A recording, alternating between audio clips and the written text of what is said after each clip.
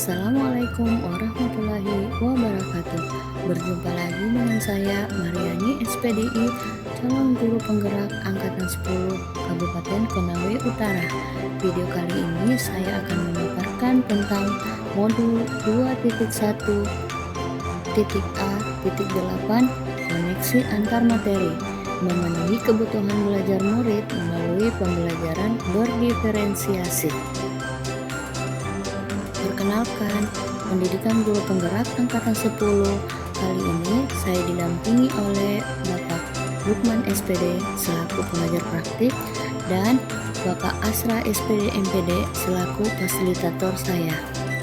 Apa yang dimaksud dengan pembelajaran berdiferensiasi dan bagaimana hal ini dapat dilakukan di dalam kelas? Sebagaimana yang telah saya pelajari dan dapat saya pahami pada modul 2.1, memenuhi kebutuhan belajar murid melalui pembelajaran berdiferensiasi, yaitu pembelajaran berdiferensiasi adalah usaha guru untuk menyesuaikan proses pembelajaran di kelas untuk memenuhi kebutuhan belajar individu murid. Menurut Tomlinson, pada tahun 1991, pembelajaran berdiferensiasi adalah serangkaian keputusan masuk akal atau common sense yang dibuat oleh guru yang berorientasi pada kebutuhan murid.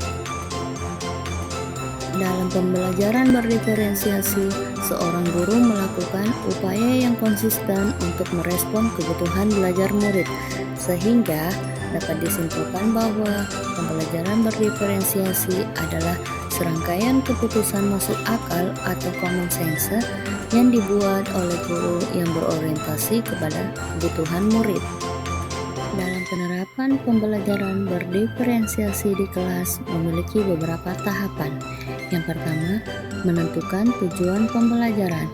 Yang kedua, melakukan asesmen diagnostik awal meliputi kesiapan belajar, minat, dan profil belajar murid.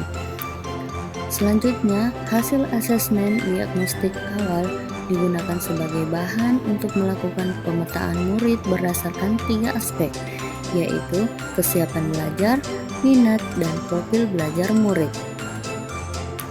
Dan menganalisa strategi pembelajaran berdiferensiasi yang sesuai dengan tujuan pembelajaran atau diferensiasi konten, proses, dan produk. Selanjutnya, membuat rencana pelaksanaan pembelajaran berdiferensiasi dan mengimplementasikan pembelajaran berdiferensiasi di kelas sehingga dapat melakukan asesmen baik formatif maupun sumatif sesuai dengan tujuan pembelajaran. Bagaimana pembelajaran berdiferensiasi dapat memenuhi kebutuhan belajar murid dan membantu mencapai hasil belajar yang optimal. Pembelajaran berdiferensiasi dapat memenuhi kebutuhan murid dengan cara sebagai berikut. Guru melakukan pemetaan berdasarkan 3 aspek, yaitu kesiapan belajar, minat belajar, dan profil belajar. Selain itu, pembelajaran berdiferensiasi dapat memenuhi kebutuhan murid dengan cara sebagai berikut. Guru memilih 3 strategi pembelajaran berdiferensiasi, yaitu diferensiasi konten, dan diferensiasi proses, dan diferensiasi produk. Mengapa pembelajaran berdiferensiasi dapat mengoptimalkan pembelajaran di antaranya? Alasannya, yang pertama, pembelajaran berdiferensiasi bersifat proaktif. Yang kedua, pembelajaran berdiferensiasi lebih bersifat kualitatif daripada kuantitatif. Yang ketiga, berakal dari penilaian. Yang keempat, menggunakan berbagai pendekatan terhadap konten, proses, dan produk. Yang kelima, berpusat pada murid. Yang keenam, pembelajaran berdiferensiasi merupakan perpaduan dari pembelajaran seluruh kelas, kelompok, maupun murid. Yang terakhir, bersifat organik dan dinamis. Mari kita gali bersama bagaimana koneksi antar materi antara pembelajaran berdiferensiasi dengan modul 1.1 Filosofi Ki Hajar Dewantara, 1.2 Nilai dan Peran Guru Penggerak, 1.3 Visi Guru Penggerak, dan 1.4 Budaya Positif yang telah dipelajari sebelumnya. Koneksi antar materi, di mana semua pembelajaran berpusat pada murid. Yang pertama, 1.1 Filosofi Ki Hajar Dewantara, 1.2 Nilai dan Peran Guru Penggerak, 1.3 Visi Guru Penggerak, 1.4 Budaya Positif, dan yang terakhir 2.1 Pembelajaran Berdiferensiasi, di mana keterkaitan semua ini bertujuan untuk mencapai dan mewujudkan profil pelajar Pancasila.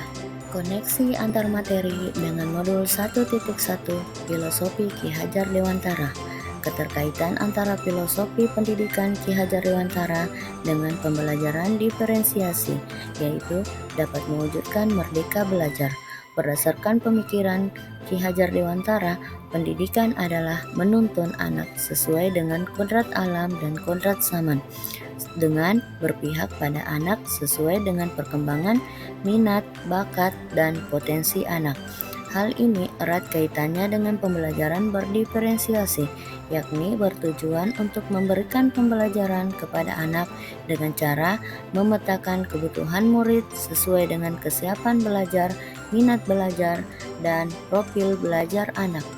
Koneksi antar materi dengan modul 1.2 Nilai dan Peran Guru Penggerak, dalam kaitan antara nilai dan peran guru penggerak dengan pembelajaran berdiferensiasi, yaitu dapat mewujudkan merdeka belajar. Apabila guru penggerak telah memiliki nilai guru penggerak dan menerapkan peran guru penggerak tersebut, nilai guru penggerak meliputi mandiri, reflektif, kolaboratif, inovatif, dan berpihak pada murid. Sedangkan peran guru penggerak meliputi menjadi pemimpin pembelajaran, menggerakkan komunitas praktisi, menjadi coach bagi guru lain, mendorong kolaborasi antar guru, dan yang terakhir mewujudkan kepemimpinan murid. Koneksi antar materi dengan modul 1.3 Visi Guru Penggerak. Seorang guru penggerak tentunya memiliki visi untuk mewujudkan merdeka belajar yang sesuai dengan profil pelajar Pancasila, dengan melaksanakan pembelajaran yang berpihak pada murid yang selaras dengan pembelajaran berdiferensiasi, menyesuaikan dengan kebutuhan belajar anak berdasarkan minat, kesiapan belajar, dan profil belajar murid. Koneksi antar materi dengan modul 1.4 Budaya Positif. Kaitannya dengan budaya positif, yaitu budaya positif adalah merupakan perwujudan dari nilai-nilai atau keyakinan universal yang diterapkan di sekolah. Lingkungan belajar yang mendukung diferensiasi dibangun dengan menerapkan budaya positif. Sekian pemaparan dari saya pada modul 2.1 Pembelajaran Berdiferensiasi. Semoga bermanfaat. Salam guru penggerak, bergerak, tergerak, menggerakkan. Terima kasih. Wassalamualaikum warahmatullahi wabarakatuh.